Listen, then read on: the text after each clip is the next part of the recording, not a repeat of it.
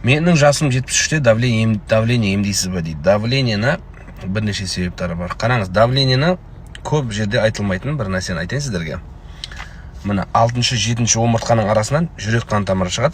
Осы жүрек қан тамырынан шыққаннан кейін мына мойын омыртқамен екі жақтан артерия өтеді. Осы артерияның бойында бізде артерия нерв қысылады. Одан кейін оттегі жетпейді біздің басымызға. Қан айналымы дұрыс болмайды. Қан айналымы дұрыс болмағаннан кейін энцефалопатия деген диагноз қояды. Ол сіздегі бастағы застой. Қан айналымы дұрыс емес. Көрдіңіздер ме? Осы жағдайда, көп жағдайда біздегі жаңағы медицинадағы оны таптырмайтын бір белгілердің біреуі осы.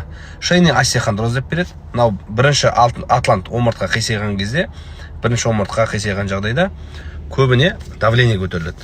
Бұл атлант деп аталады. Одан кейін екінші омыртқа бұл аксис, бас айналады. Екінші омыртқадан. Жаңағы бас ауру, мигрень, қазақша сақина дейді. Осы атланттан қисайған жағдайда, көп жағдайда давление көтеріледі, достар. Кім ішпей ұйықтайды? Осылардың көп кісілерде біздегі жаңағы ұйқысыздық, шаршаңқырау, әлсіздік, осының барлығы біздің артериямыздан болып жатқан патологиялық шағымдар. Осыны біз емдейміз. Мұны правка жасаймыз. Мына мойын омыртқаның барлығын білесіздер, мойын омыртқаны каждый адам жасай бермейді. Жай ғана массаж жасау мүмкін, каждый мануальный терапияны жасай бермейді оны мойын омыртқаны.